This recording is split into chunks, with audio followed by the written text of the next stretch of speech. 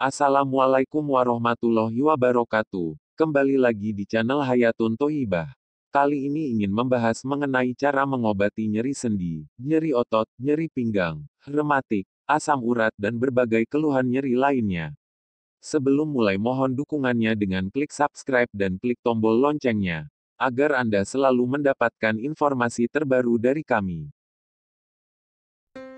Di masyarakat pada usia lanjut atau usia di atas 40 tahun, banyak yang mengeluhkan nyeri pada bagian tubuh. Masyarakat menyebut keluhan ini sebagai nyeri sendi, nyeri otot, nyeri pinggang, rematik, asam urat, atau pengapuran. Dalam istilah ilmu kesehatan, penyebab nyeri tersebut diakibatkan oleh adanya peradangan pada tulang, sendi, atau otot yang disebut sebagai nyeri muskuloskeletal. Muskulo adalah otot dan skeletal adalah rangka tubuh yang meliputi tulang dan sendi. Nyeri otot ini bisa mempengaruhi bagian pundak, pinggang, betis, bagian bokong atau bagian otot lainnya. Sedangkan untuk tulang dan sendi, bisa menyebabkan nyeri pada lutut, tulang bokong, tulang pinggang atau pundak, leher atau bagian tulang dan sendi lainnya. Nyeri ini bisa ditimbulkan dengan keluhan ringan hingga berat dan mengganggu aktivitas. Secara medis, nyeri otot dan tulang sendi ini atau nyeri muskuloskeletal dapat disebabkan oleh cedera, baik cedera berat atau cedera ringan seperti sehabis olahraga atau penggunaan otot yang berlebihan. Nyeri yang seperti ini lebih mudah diobati, berbeda dengan keluhan nyeri menahun yang dapat diakibatkan oleh peradangan.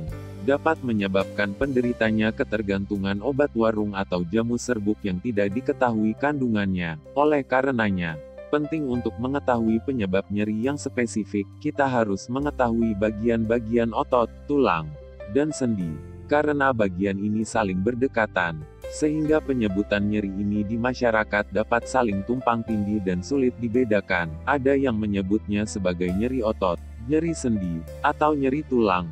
Ada juga yang menyebut posisi nyerinya seperti nyeri pinggang, nyeri bokong, nyeri paha, atau nyeri lutut. Ada juga yang menyebut penyebab nyeri seperti cedera atau terkilir, rematik, asam urat, atau pengapuran. Nah, berikut adalah pembagian nyeri berdasarkan ilmu kesehatan.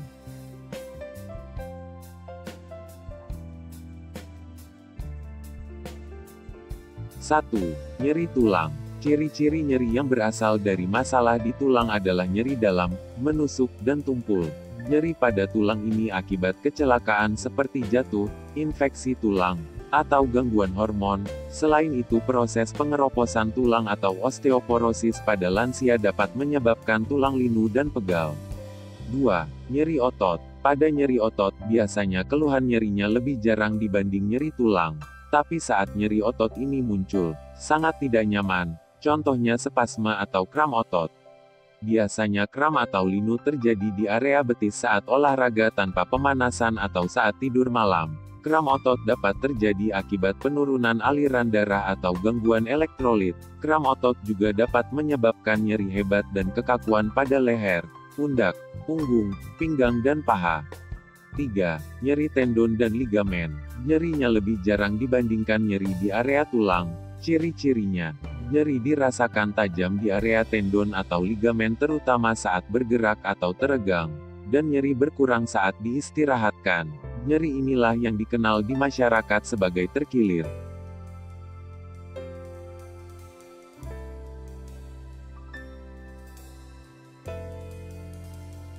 4. Sendi. Nyeri pada sendi biasanya terjadi pada lutut, sendi jari tangan, sendi kaki, atau sendi tulang pinggang dan punggung. Nyeri sendi biasanya disebabkan oleh peradangan yang menyebabkan nyeri saat bergerak, kemerahan, dan bengkak. Penyakit gangguan nyeri sendi ini disebabkan oleh banyak gangguan, seperti rematik atau rheumatoid arthritis, radang sendi atau osteoartritis, asam urat atau gout, dan pengapuran sendi atau siodo-gout. Radang sendi ini dapat terjadi dalam jangka waktu yang lama khususnya akibat rematik dan asam urat. Nyeri yang diakibatkan oleh radang sendi memiliki ciri sebagai berikut. Nyeri terasa semakin parah saat digerakkan, dan nyeri sendi pun masih terasa walau tanpa digerakkan. Terkadang nyeri pun seperti berasal dari sendi, tapi sebenarnya berasal pada area seputar ligamen, tendon, atau bantalan sendi. 5. Saraf. Beberapa gangguan nyeri otot dan sendi dapat juga diakibatkan oleh gangguan saraf yang tertekan atau terjepit, seperti pada kasus carpal tunnel syndrome. Rasa nyeri yang diakibatkan oleh saraf tertekan memiliki ciri nyeri yang menyebar atau menjalar disertai keluhan kebas atau kesemutan. Pada orang yang mengalami saraf kejepit di punggung atau pinggang, nyeri menyebar hingga ke bagian kaki disertai kesemutan, rasa baal, atau kebas. 6. Nyeri ali.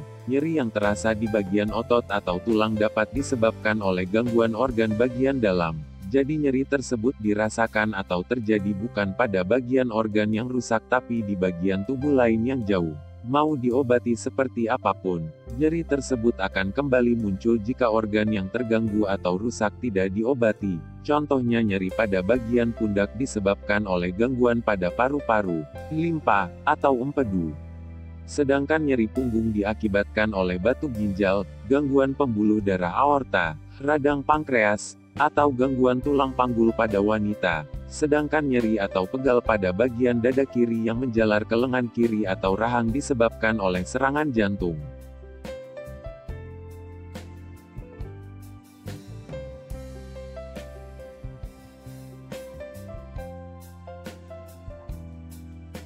Bagaimana pengobatannya? Banyak sekali penyebab nyeri pada otot, tulang, dan sendi. Beberapa dapat mudah dihilangkan misalnya akibat kecapean atau penggunaan otot dan sendi yang berlebihan saat bekerja. Tetapi beberapa nyeri menetap lama hingga bertahun-tahun. Oleh karenanya mengapa kita harus memeriksakan rasa nyeri tersebut ke dokter jika tidak kunjung membaik, karena tidak cukup diberikan obat penghilang nyeri. Harus disertai obat utama untuk mengatasi penyakit penyebab nyeri tersebut. Begitupun dengan penggunaan herbal atau tanaman obat, harus diketahui dulu penyakit utama penyebab nyeri.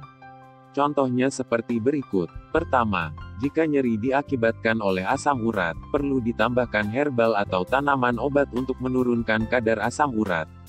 Asam urat adalah zat sisa metabolisme tubuh dari beberapa jenis makanan. Asam urat ini berbentuk kristal yang menyerang sendi di area kaki, jari, atau lutut, dengan keluhan seperti nyeri, sendi merah, bengkak dan kaku.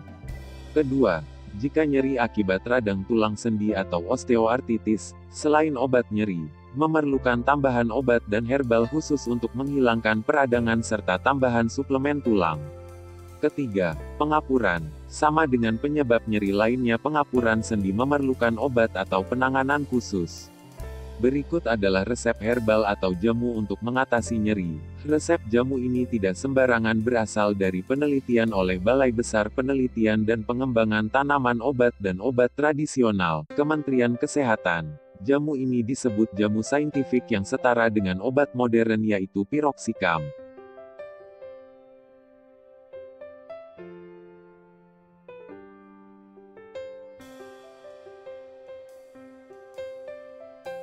Bahan-bahan ramuannya sebagai berikut. Biji adas sebanyak 3 gram. Daun kumis kucing sebanyak 5 gram. Herba rumput bolong sebanyak 5 gram. Rimpang temulawak sebanyak 15 gram. Rimpang kunyit sebanyak 15 gram. Dan terakhir herba meniran sebanyak 7 gram. Hasil penelitian pada penderita osteoartritis atau radang tulang sendi, menunjukkan bahwa ramuan jamu ini mampu menurunkan nyeri sebanding dengan obat modern yaitu piroxicam. Ramuan jamu ini juga mampu memperbaiki fungsional sendi dengan mengurangi rasa kekakuan sendi, kesulitan bergerak dan mengurangi derajat ketergantungan obat secara signifikan sejak hari ke-7 sampai hari ke-28. Pemberian ramuan jamu untuk osteoartritis selama 28 hari intervensi dan obat pembanding. Tidak ditemukan gejala atau efek samping yang serius. Jamu untuk osteoartritis dan obat pembanding tidak mengganggu fungsi hati dan fungsi ginjal. Mengacu kepada hasil riset, maka jamu saintifik radang sendi lutut memiliki khasiat sebanding dengan obat modern dalam meredakan nyeri dan meningkatkan gerak sendi. Jamu ini dapat meningkatkan kualitas hidup penderita dan aman digunakan. Karena obat ini setara dengan obat modern piroxicam, maka bisa digunakan untuk mengobati nyeri otot, sakit pinggang, pegal linu, asam urat, rematik, pengapuran dan keluhan tulang sendi lainnya. Informasi tambahan. Penggunaan obat nyeri golongan NSAID seperti piroxicam harus di bawah pemantauan dokter, karena penggunaan dalam jangka panjang dapat memperparah keluhan MAH dan menyebabkan perdarahan lambung.